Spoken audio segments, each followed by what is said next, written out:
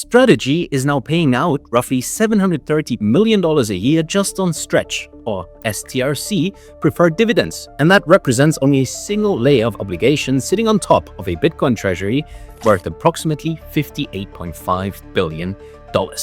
And billions more in additional preferred stock commitments, over $8 billion in convertible debt, and a software business that by management's own financial disclosures cannot cover the bills. And it all starts to give off a House of Cards sort of vibe. The entire machine functions as long as Bitcoin keeps appreciating and the capital markets keep absorbing new share issuances. But if either condition fails, the consequences would extend far beyond a single company's balance sheet and threaten to destabilize the broader crypto market itself. So today, we'll explain how strategy actually works under the hood, what has to go right for it to survive, and what happens to Bitcoin if it unwinds. My name is DC, and you're watching The Coin Bureau. Back before Michael Saylor got totally orange-pilled and became, in effect, Bitcoin's final boss, his company, then called MicroStrategy, was a pretty successful software business. Its enterprise analytics software has never exactly set pulses racing, but then it wasn't really designed to. Even now that the company has rebranded to Strategy and became famous for holding ungodly amounts of Bitcoin, that software continues to generate approximately $477 million per year in revenue. But the boring old software business produces roughly $328 million in gross profit against $576 million in selling, general and administrative expenses, meaning the core operating business loses somewhere between $80 million and $120 million annually before you even consider a single Bitcoin-related obligation. This means that the software division, the company's only revenue-generating operation, cannot cover its own overhead, let alone service this massive capital structure built on top of it. No, the real engine powering Strategy is a perpetual capital cycle that works like this. The company files automatic shelf registration statements under Rule 415 of the Securities Act, authorizing what are known as at-the-market or ATM equity offerings. Through omnibus sales agreements with banks, including TD Securities, Barclays, and Cantor Fitzgerald, Strategy continuously sells newly created shares directly into the open market at prevailing prices. The proceeds are immediately deployed into Bitcoin purchases. Management then points to the growing Bitcoin balance sheet to sustain investor confidence and maintain the stock's premium over its net asset value. That elevated premium then allows the company to issue even more equity, purchasing even more Bitcoin per unit of dilution created. This is what Strategy calls Bitcoin yield, and it is the entire thesis. In fiscal year 2025 alone, this ATM program raised approximately $15.2 billion in equity while expanding the weighted average share count by 52.7%, from roughly 192 million shares to 294 million. Furthermore, the total shares outstanding had reached approximately 326 million by March 2026, confirming that the issuance machine has continued accelerating into the current year. Now, here is where the logic becomes dangerously reflexive. This cycle is accretive to existing shareholders only when the stock trades at a premium to the per-share value of its Bitcoin holdings. So when MSTR commanded a 2 to 3 times premium to its net asset value in early 2025, every new share sold effectively purchased double the Bitcoin that $1 of underlying value would suggest. But in late 2025, MSTR briefly traded at a discount to its market-implied net asset value, or NAV, for the first time since January 2024, hitting approximately 0.85 times its Bitcoin backing. At that point, the flywheel reserves direction entirely, and every new share sold destroys value for existing holders rather than creating it. And by the way, tracking these news events before they affect your portfolio is exactly why you need the Coin Bureau Telegram channel. It's where we share the latest breaking news, provide deep dive alpha, and give you the most important market updates regarding these global regulatory shifts. So make sure you secure your informational advantage today by clicking the link in the description below or by scanning the QR code currently displayed on your screen. Okay, back to the strategy. Now, you might assume that A company holding nearly 781,000 Bitcoin with a stock price reflecting that massive treasury would possess a relatively straightforward balance sheet. That assumption, though, completely ignores the extraordinary tower of financial obligations that has been stacked on top of these coins. Each layer demanding payment before the common shareholder sees a single dollar of residual value. At the very top sit approximately $8.28 billion in convertible senior notes, carrying a blended interest rate of just 0.42%, with maturities staggered from 2027 through 2031. These notes are unsecured with no direct Bitcoin collateral requirement, but they absolutely must be satisfied first in any liquidation scenario. Now, below the debt sit multiple layers of preferred stock, each with its own dividend obligation. STRF or Strife pays a fixed 10% annual dividend. Stretch or STRC, the variable rate perpetual preferred, currently pays 11.5% annualized and carries a market cap of approximately $27.8 billion. Strike, or STRK, pays an 8% annual dividend that can critically be settled in common MSTR shares rather than cash, creating yet another dilution vector. And lastly, Stride, STRD, pays a non-cumulative 10% fixed dividend, sitting junior to everything above it. Beneath all these layers, absorbing every dollar of residual volatility, sits the common equity, with a beta of approximately 3.4 times relative to Bitcoin. Strategy describes its own leverage through what it calls the amplification ratio, which measures total senior claims against net asset value. The ratio currently stands at roughly 33%, meaning senior obligations now consume 1/3 of the entire Bitcoin treasury's value before common shareholders receive anything.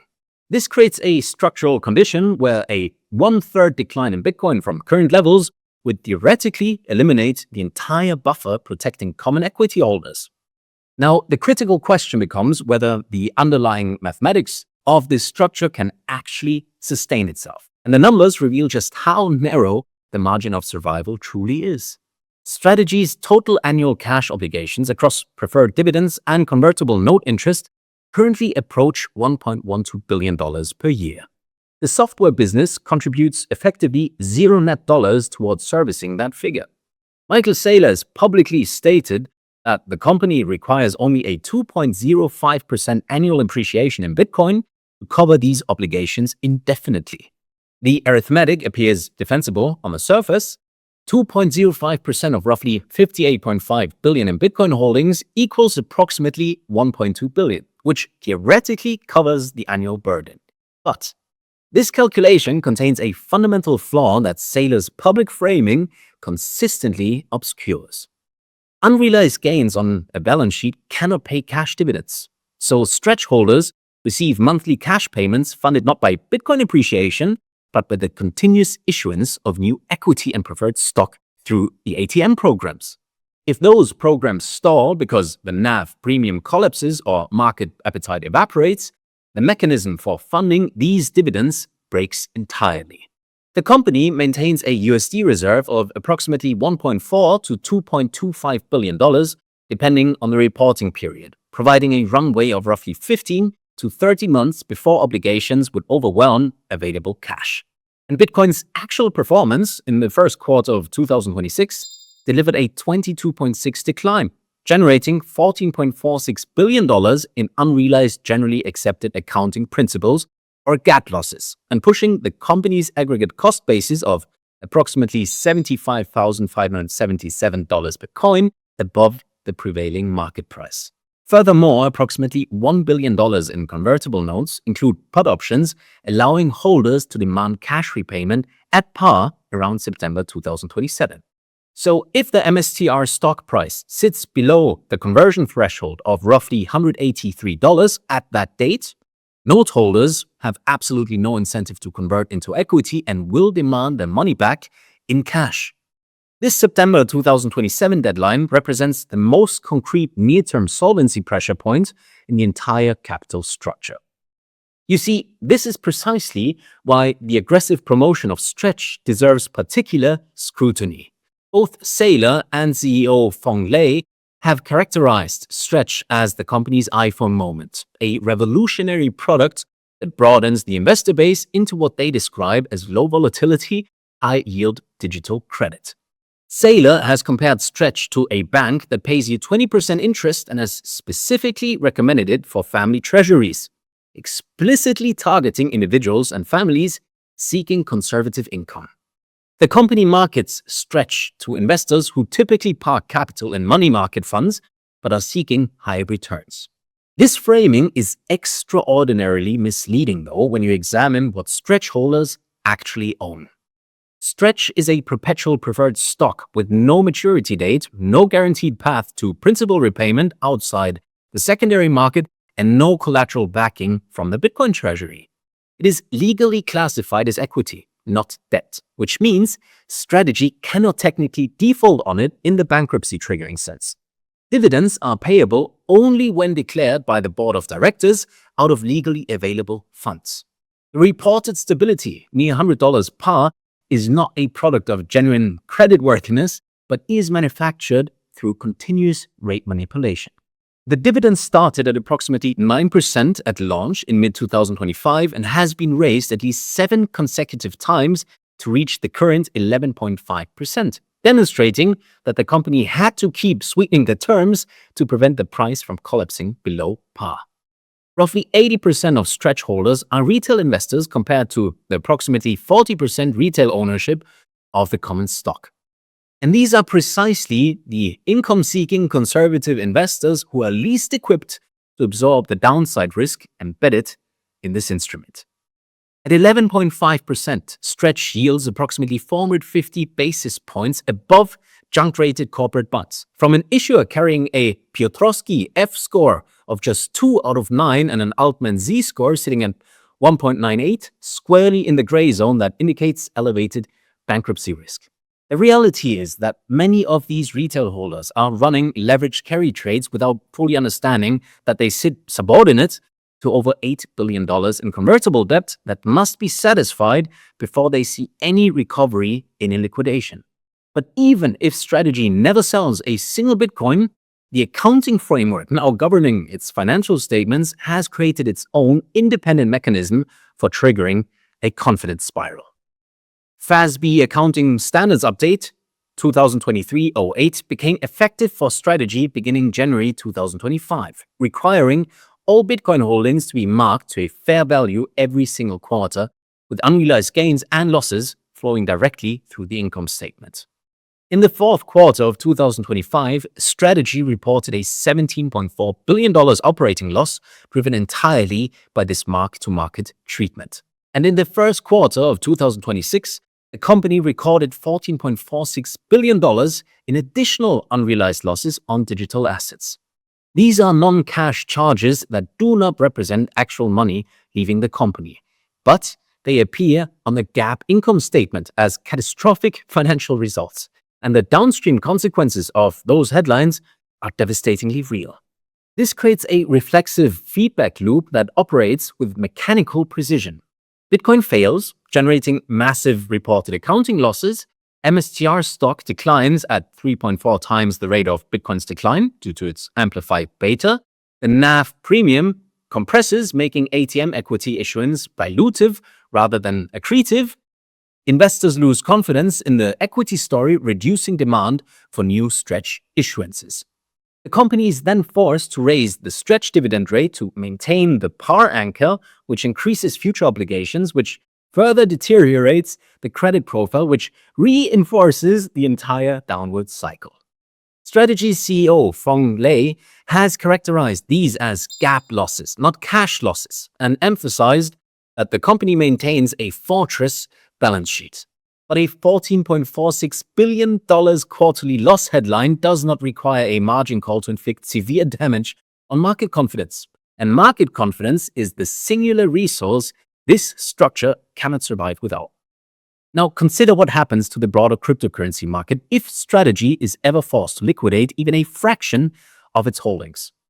Strategy holds 780,897 Bitcoin as of April 2026, representing approximately 3.9% of the entire circulating supply.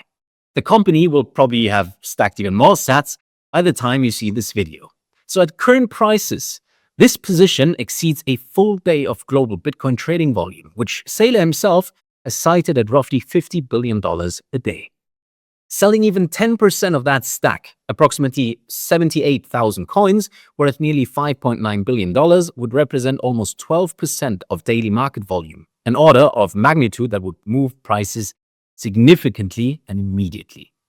Strategy's depth is unsecured, meaning there are no automatic price triggers that force immediate Bitcoin sales. But the triggers for forced unwind are structural rather than contractual. Inability to refinance convertible notes at the 2027 maturity, inability to raise capital through ATM programs for an extended period while owning cumulative preferred dividends, or a governance failure at the board level. If forced selling began, the announcement alone would trigger aggressive front-running across Bitcoin markets. Large block selling would cascade through crypto-native lenders facing their own collateral calls. Bitcoin ETFs experiencing redemption pressure as retail sentiment collapses, other corporate Bitcoin Treasury holders like Marathon Digital and Riot Platforms, whose balance sheets carry similar Bitcoin dependencies, and the massive leveraged derivatives market where a single day in late 2025 already produced $19 billion in liquidations from excessive positioning.